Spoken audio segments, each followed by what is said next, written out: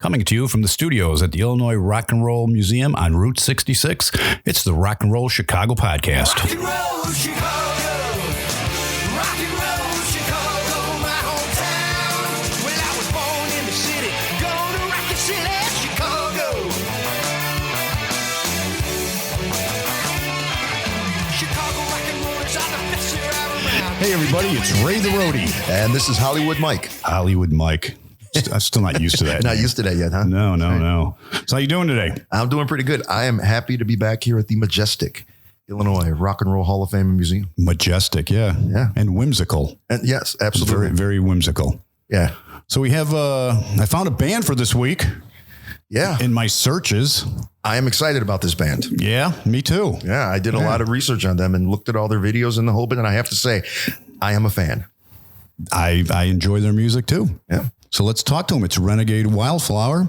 And I'm going to play a little elementary school kind of game here where you each introduce yourselves like it's your first day of school. All right. Well, my name is Mike Good. I'm the lead guitar player for Renegade Wildflower. That's what I do. And I sing too. Harmonies. I'm Melissa Ann. I am lead vocals and acoustic for Renegade Wildflower. Well done. I'm Rodney Allen. I'm a singer as well, and I also play guitar too for Renegade Wildflower. Thank God they're all with Renegade Wildflower. Yeah, I thought that would have been a horrible mistake. If it wasn't. Yeah, I'm with this band. I'm not with that band. What do you? Right, and lucky us, we have two guitar players. That's right. You know a little bit about a guitar, don't you? I know a little bit about guitar, and I know a little bit about guitar players. So this should be very interesting. Should be a lot of fun. There's no egos in the room at all tonight. No, never. There's never egos in this room. Nope. No. So who wants to get started? Where did the Renegade Wildflower all begin? Well, Renegade Wildflower started with Rodney and I. He moved up here from Texas, and we started playing some acoustic shows and wanted to branch out and make it a full band experience. So it started back 2019. Yeah. The acoustic 2019. And then we started getting into 2020, started getting into full band stuff. Yeah. One of the things that we really love is that we love that old 1970s vintage sound where what you hear on stage is what we're playing. Okay. You know, we don't like to use tracks and we don't like to do anything. We're not going to talk smack about anybody that does that. Imagine that. But I hear that a lot. Yeah.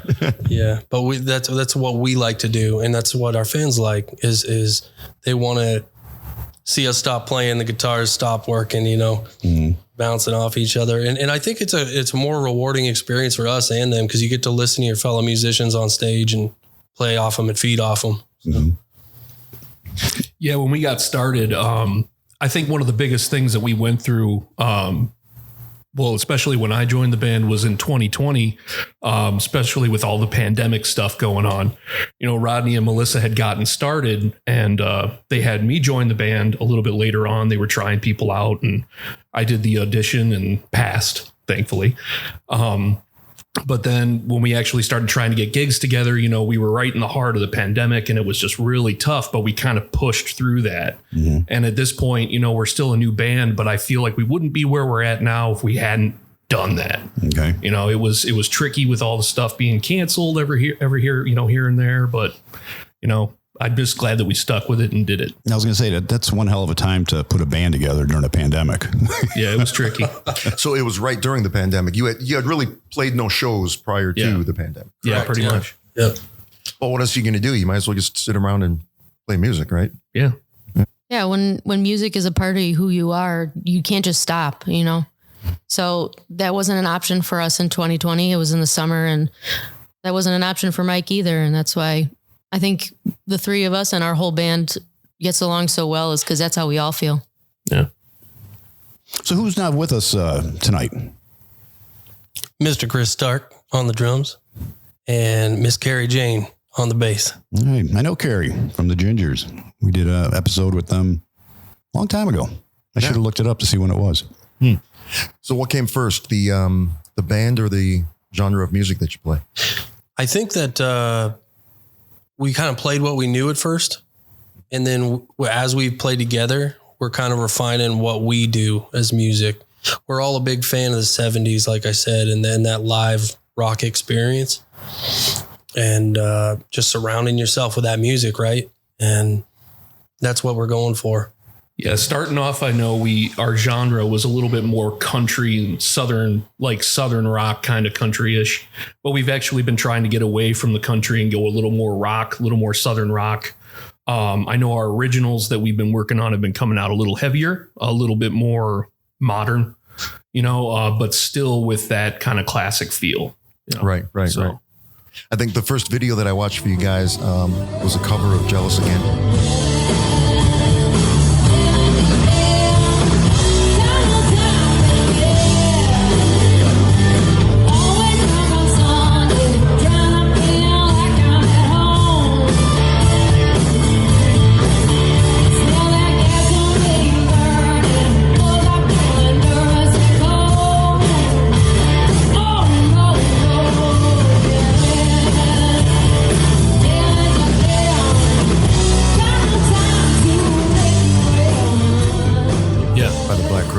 Fantastic cover of that. I thought that was great. Were you singing lead on that? Yeah, thank you. Yeah, it was extremely well done, and that's what originally drew me to the band is the type of music, or at least what's displayed in most of your videos online, are the same kind of music that I'm listening to. I get into the car and turn on the radio or streaming service nowadays.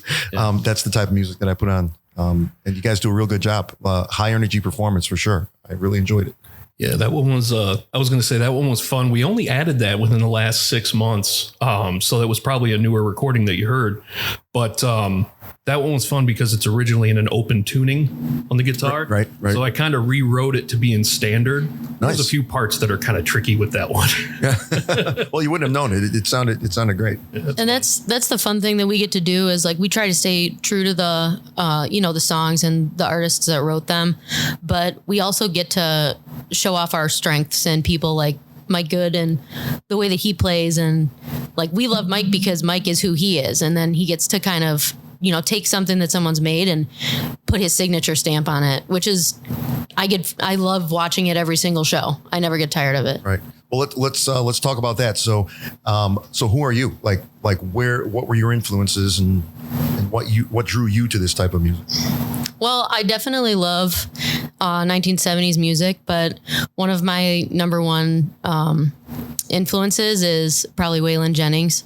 He's just one of my favorites because everything that he did was just raw and it was real, and he didn't try to be anybody other than himself, and that's something that I've always loved. But as we've done a lot of the stuff that we're doing now, I've really come to appreciate someone I've been thinking about today really is Ed King from Lynyrd Skynyrd, and just everything that he brought to the band really changed the band and made it exactly what Skynyrd is, Right. And it's exciting for me because like I'm looking at everything that we're doing, and like that's my goal for us and everything that we do is to be exactly who we are and let the music speak for itself.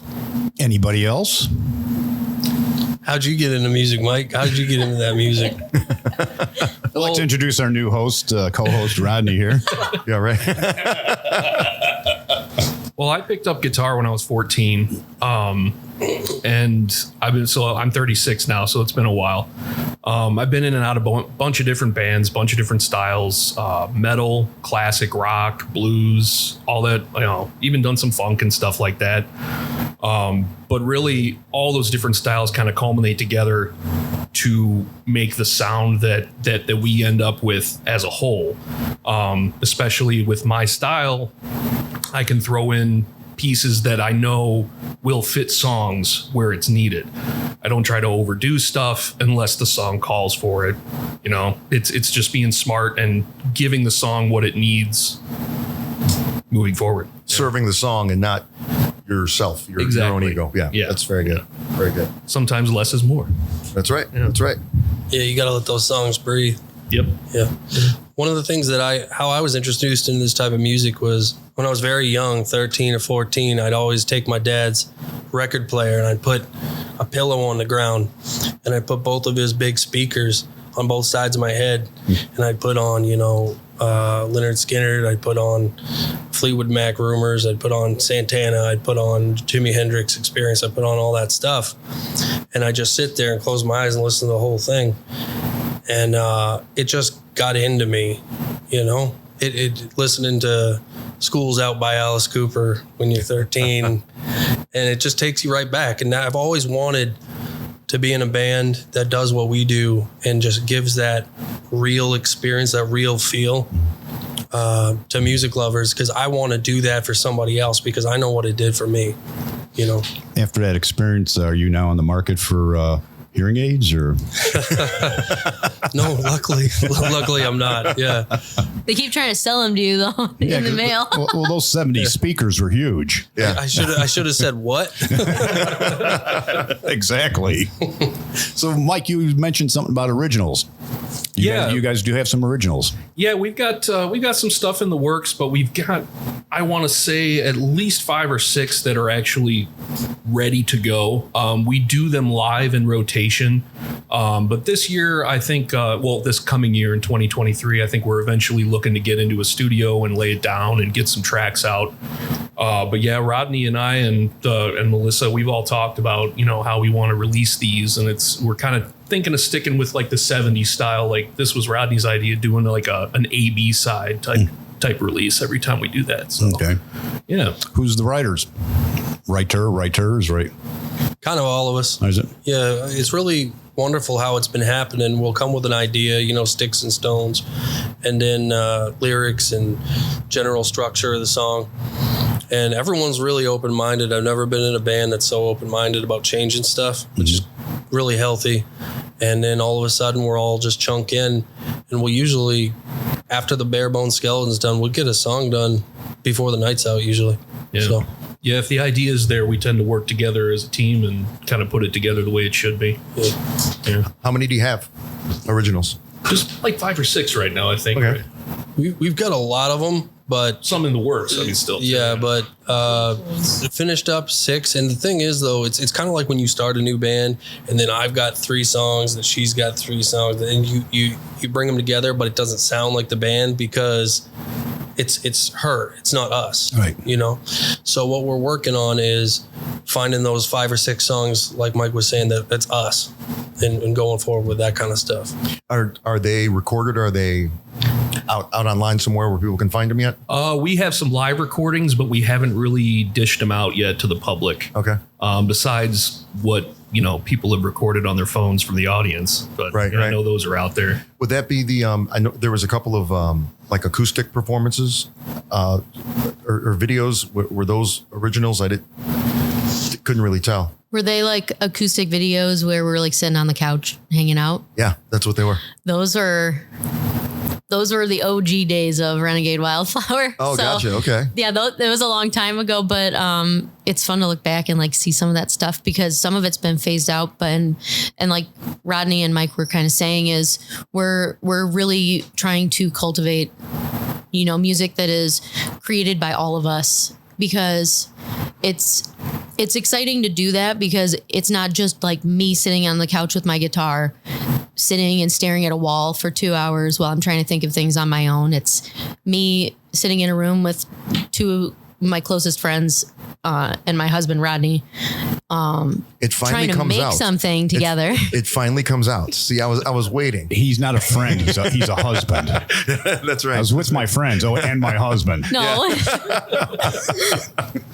he's definitely my husband, but he's also my best friend. And it's cool that we can write together and we don't fight about it. You know what I mean? Right. I'm just looking at them over here. I'm like, okay, yeah, they're more than just friends over here. Well, they share that microphone really well. They do. I should have had Rodney come over and share mine. That would have been just awkward at that point. Yeah, absolutely.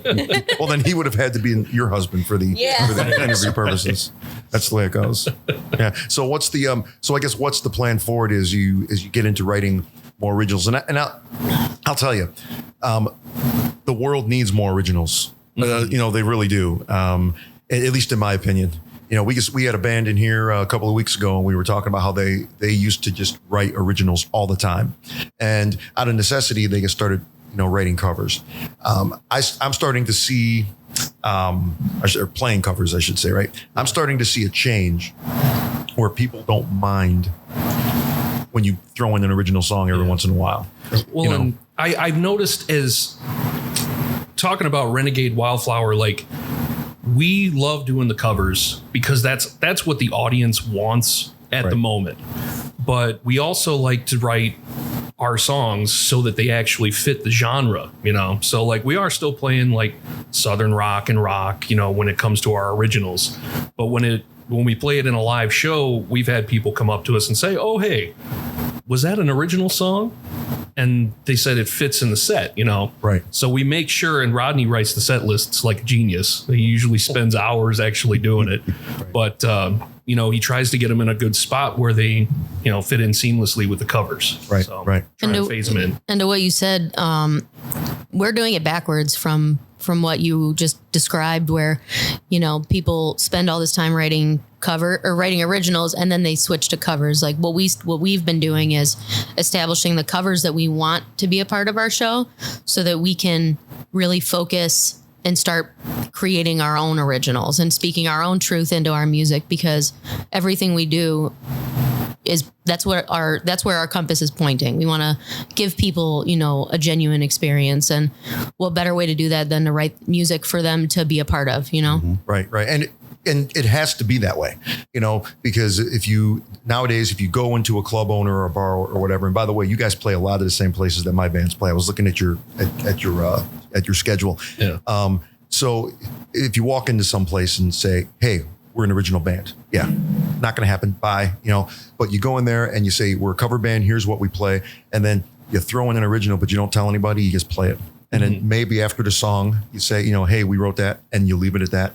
People start to know that, and they're more receptive to that. And it's coming back around. Back in the 80s and 90s, it was taboo. Don't play covers. What's your problem? You're not a real musician if you're not writing real music. And then it went to everybody wanted to hear just covers. Now it's coming back around again, where when they find out that their favorite cover bands actually write music and their songs are pretty good, they're like, "Oh, wow, I'd like to hear a few more of those," Yeah. One of my favorite things that happened to us was we were opening, I think at Joe's Live for someone, and one of our fans came up to us after the show and was like, "Man, you guys did a great job. I wish you had played more originals though." And I was like, "We just played 9 songs and 5 of them were originals." That's great. Story. Oh yeah, that's good. It felt really good. Yeah, absolutely. Right. That's good. There's always the drunk girls trying to sing along to Melissa's songs that they don't know. So yeah, you might not want to tell them. Yeah, you might not want to tell them, because the fun thing for you guys is to watch that. That's that's a lot of fun. Yeah. Have you taken any of your songs that you've written, like say some you did, Rodney, and you, Melissa, and melded them together? I think we experimented on it, like try to take 2 songs that are similar and try to work it out, Lego them together. Is that what you're saying? Yeah. We tried that and it just hasn't worked out yet. Yeah, it's tough. Yeah, it's tough. So where can people find you? Social media and places like that?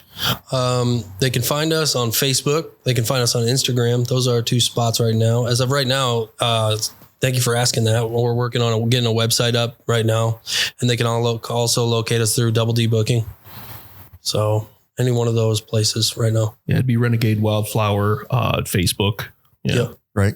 I saw that. And then I saw something like a Gmail address if they wanted to book you guys. I think it was renegadewildflower@gmail or something. Yeah, it's bookrenegadewildflower@gmail.com. Right. And what's the website going to be? renegadewildflower.com or? No. However, it'll be something like renegadewildflowerband.com. Okay. Somebody else got the name. Something like that. Yeah. Somebody has the name. Yeah. When's the next gig? Go ahead. Yeah. Oh, I was going to say, it came up yesterday. We're actually playing this Friday at, what's it called? Gun Lake Casino in Michigan. Gun Lake Casino in Michigan. Yeah. Wow. It's a little bit of a ride. Yeah. Because I've never heard of that one. A little bit further past the blue chip. Before you got here, we checked and it's close to Grand Rapids. Oh, wow. Yeah. So that's a good, 3.5 hours away. 3.5 hours. Yeah. Right. Okay. Unless you're coming from like DeKalb or something. Right. And this episode is actually going to air a couple weeks from now. A couple of weeks from now. It'll be after that show. But yeah, you got anything coming up like 2 or 3 weeks from now? We do. Drum roll. That's a great question. Hold on. you can't do that. You're not the drummer. I try. Some drummers can't. I'm really do that. not a drummer. We're going to be on January 7th. We're going to be at Side Outs in Island Lake. Oh yeah, yeah. And what's about 27th or whatever? And then January 21st, we're going to be at Go For It Sports Dome in Yorkville. Oh yeah. Okay. Yeah, they're throwing a benefit, and who's that? Boyd Ingemunson from the law office is actually kind of putting it together. He's doing the sound Right. and supplying the system and the lights and stuff. So Excellent. that'll Okay. be fun. Okay. Great. What's the benefit? It's like a benefit. I think it's just to kind of help the sports dome For the sports dome, get for it the up, programs get they some have and in it. stuff. Yeah, Okay. That's pretty cool. yeah. So you guys tend to play mainly up north there at north side? We've been running all over the place, to be honest with you. One of our favorite places to play is Boondocks down in Seneca. Oh, yeah. Oh That yeah. is a blast. Yeah. Yeah, you get out there on a Sunday. The Sunday afternoon crowd. Yeah. That's a lot of fun. Yeah. Yeah. The boats come in, people wade ashore, buy beer, wade back to their boat, stick Yeah. around, listen to the music. Yeah. It's pretty cool. Yeah. That Great was place in the summer. Yeah. It's Yeah. wonderful. And other than that, where do we play? We run, honestly, we run all over the place. Yeah. You guys should. You guys would be a great fit for a place over here in Shanahan, not too far away from where we are right now. It's called the Big Basin. Big Basin. Yeah, look into that. You guys would be a great fit. It's the same thing as like Boondocks. Like Boondocks. Sunday afternoons, huge deck over the water. Boats will come out. There's going to be 150 bikers parked out there in the whole. It's on a Sunday right afternoon. underneath that giant bridge that goes over the river. Yeah. On the I-55 bridge. It's right underneath it. Yeah, Right. we've played there. Yeah. Oh, have you really? That sounds Yeah. really Oh, fun. have you? Oh, no Okay. kidding. Oh, yeah. That's good. Good and you people. guys, and I know you guys have played Scooter's Roadhouse. Yeah. Once or twice. That's a cool place around here too. Yeah, that one's fun. We got to play there. I think it was during the Taste of Joliet. When Okay. they let out about 11 o'clock. Whew, that place got packed. Oh yeah. Yeah. Yeah. So that was fun. Yeah. Good times. Well, I'll have to go out and check you guys out live. Most definitely. Yeah. That's why we bring them in here so we can go see them. That's right. Maybe get on the guest list. And so all the folks listening can go out and see them. That's right. That's right. Well, thanks for coming out, guys. Really appreciate it. And hopefully we'll get out and see you very soon somewhere. Yeah. Thank you guys for having us. Yeah. Thank you. Thanks.